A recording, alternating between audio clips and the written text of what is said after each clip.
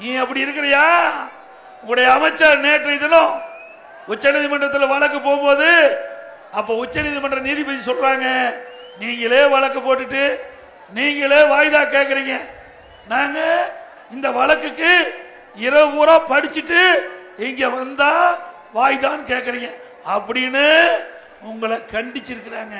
அதுதான் உங்களுக்கும் எங்களுக்கும் உள்ள வித்தியாசம். மடியில கனமில்ல, வழியில பயம் இல்ல. ஸ்டாலின் அவர்களே, எதை கட்டிய எடப்பாடி பழனிசாமி பயந்த வரலாறு கிடையாது.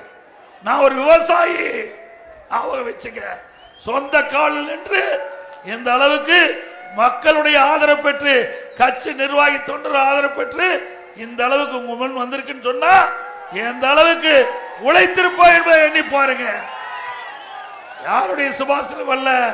உங்க போல உங்க அப்பா அடையாளத்தை வச்சு, உங்க தந்தையுடைய அடையாளத்தை வச்சுக்கிட்டு முதல் மந்திரி ஆகல, திமுக தலைவர் ஆகல, சாதாரண தொண்டை, சாதாரண கிளை செயலாளர். Holidays nale adu namma GT Holidays da, South India's #1 travel brand.